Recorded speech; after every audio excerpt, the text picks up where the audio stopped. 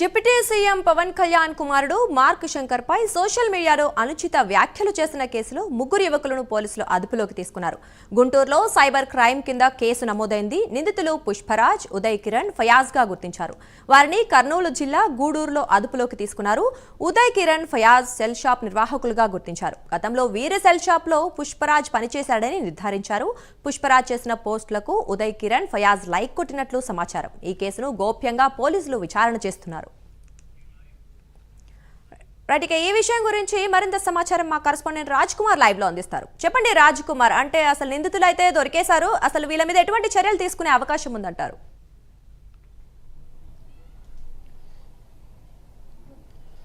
దుర్గా, ముఖ్యంగా ఏదైతే deputy CM Pawan Kalyan సతీమణి అన్నా లెజినోవాతో పాటు అదేవిధంగా అతని కుమారుడు మార్క్ శంకర్ పవనోవిచ్ పై అనుచిత వ్యాఖ్యలు చేసినటువంటి విధంగా ఏదైతే ఎక్స్ వేదికగా కొన్ని పోస్టులు పెట్టారంటూ కూడా కొంతమంది సోషల్ మీడియాలో ఇటువంటి పోస్టులు దాఖలు చేశారనేటువంటి ఆరోపణ మీద ఇప్పటికే గుంటూరు పోలీసులు సైబర్ క్రైమ్ను ఆశ్రయించి ముగ్గురికి సంబంధించినటువంటి అదుపులోకి తీసుకున్నారు. దీనికి సంబంధించి ఏదైతే కర్నూలు జిల్లా గూడూరులో ఈ ముగ్గురిని కూడా అదుపులోకి తీసుకున్నట్టుగా కూడా తెలుస్తూ ఉంది.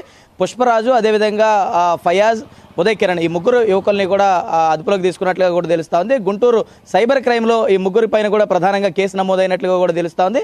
ఏదైతే అంశాలను కనుక చూసుకుంటే ఎక్స్ వేదికగా ఇటు డిప్యూటీ సీఎం పవన్ కళ్యాణ్ సతీమణి అన్నా లెజినోవాతో పాటు మార్క్ శంకర్కి సంబంధించి కూడా కొన్ని అనుచితమైనటువంటి వ్యాఖ్యలు చేశారనేటువంటి ఆరోపణల పైన ఈ ఎక్స్ వేదిక కూడా ఈ పోస్టులు పెట్టినట్టుగా కూడా అటు పోలీసులు గుర్తించారు. అంటే గతంలోనూ కూడా ఇదే విధమైనటువంటి ఆకతాయిలు వీరందరూ కూడా ఇదేమైనటువంటి కార్యక్రమాలు చేశారా, లేదంటే అసలు వీటిపైన అంటే ఈ ముగ్గురు మీద గతంలో ఏమైనా క్రిమినల్ రికార్డ్స్ ఉన్నాయా అనేటువంటి కోణంలో పోలీసులు దర్యాప్తు చేపడుతున్నట్టుగా కూడా తెలుస్తా ఉంది. ముఖ్యంగా పుష్పరాజు గతంలో ఏదైతే సెల్ షాప్ లో వర్క్ చేశాడైతే ఏదైతే ఫయాజ్ అదేవిధంగా మిగతా ఏదైతే ఉదయ్ కిరణ్ ఉన్నారో ఇద్దరు కూడా షెల్ షాపును నిర్వర్తించారు. ఈ షెల్ షాప్ లో పుష్పరాజు అనేటువంటి యువకుడు పనిచేస్తా ఉన్నట్టుగా కూడా పోలీసులు ప్రధానంగా ఒక నిర్ధారణకు వచ్చారు. ఈ నిర్ధారణకు వచ్చినటువంటి నేపథ్యంలో ఈ ముగ్గురిని కూడా పోలీసులు అదుపులోకి తీసుకుని అంటే డిప్యూటీ సీఎం హోదాలో ఉన్నటువంటి పవన్ కళ్యాణ్ సతీమణి అదేవిధంగా కుమారుడి పైన కూడా ఈ విధమైనటువంటి పోస్టులు పెడుతున్నారంటే వీరు ఏదైనా పార్టీకి చెందినటువంటి వారా, లేదంటే గతంలో కూడా ఇటువంటి పోస్టులు ఏమైనా పెట్టినటువంటి పరిస్థితి ఉందా ఏంటనేది కూడా పోలీసులు ఒక గోప్యంగా కూడా దర్యాప్తు చేస్తున్నట్టుగా కూడా తెలుస్తా ఉంది. వీటికి సంబంధించి కూడా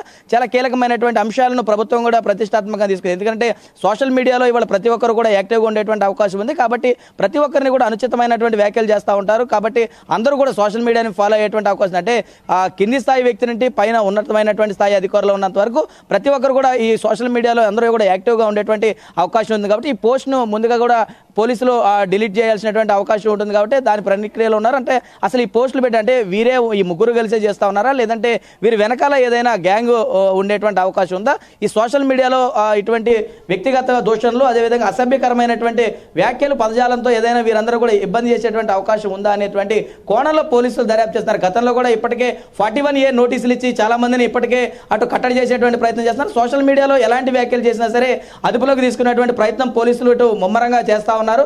అందుకు పోలీస్ శాఖ కూడా అటు ముమ్మరమైనటువంటి ప్రయత్నాలు చేస్తూ ఉంది. అంటే పోలీస్ శాఖ మాత్రం చాలా క్లియర్గా చెప్తుంది, ఎవరు కూడా ఎక్స్ వేదికగా కావచ్చు, లేదంటే ఫేస్బుక్, ఇటు ఇన్స్టాగ్రామ్, ఎవరైనా సరే పార్టీల గురించి కావచ్చు, లేదంటే వ్యక్తిగత కారణాలు చేత ఏ విధమైనటువంటి దోషణలకు పాల్పడినా ఎవరిని కూడా ఉపేక్షించేది లేదు.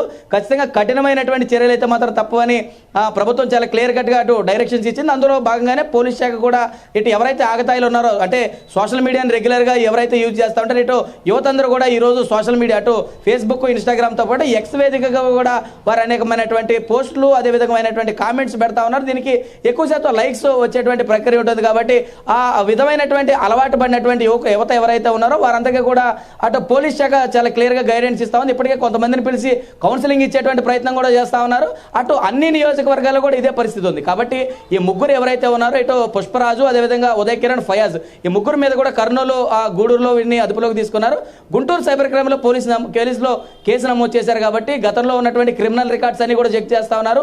ఈ సోషల్ మీడియా వేదికగా కూడా ఇది ఒక వ్యసనంగా మారిపోతుంది. ప్రతి ఒక్కరు కూడా వ్యక్తిగత దోషాలకు పాల్పడుతున్నారు. ఒక వ్యక్తిని కించపరిచే విధంగా ఇటువంటి పోస్టులు కనుక పెడితే వారి మానసిక స్థితి దెబ్బతినేటువంటి అవకాశం ఉంటుంది. వారిని మనోధైర్యం కూడా దెబ్బతీసేటువంటి అవకాశం ఉంటుంది. కాబట్టి వారిని మానసికంగా కృంగదీయాలని కొంతమంది ఎవరైతే టార్గెటెడ్గా వ్యక్తులు ఇవన్నీ కూడా నిర్వర్తిస్తున్నారని కొంత పోలీసులకు సమాచారం ఉంది. దానిలో భాగంగానే అటు హోంమంత్రి అనిత కూడా చాలా కీలకమైనటువంటి వ్యాఖ్యలు చేశారు. ఎవరైనా సరే సరే సోషల్ మీడియా వేదికగా ఇటువంటి వ్యాఖ్యలు చేస్తే మాత్రం ఎవరిని కూడా ఉపేక్షించేది లేదని ప్రభుత్వం చాలా క్లియర్ కట్గా ఇన్స్ట్రక్షన్స్ అయితే ఇచ్చింది. దానికి అనుగుణంగానే ఈ ముగ్గురిని అయితే అదుపులోకి తీసుకున్నారు. ప్రధానంగా మాత్రం ఈ ముగ్గురు పైన జరిగేటువంటి ఇన్వెస్టిగేషన్ మాత్రం చాలా గోప్యంగా ఉంచారు.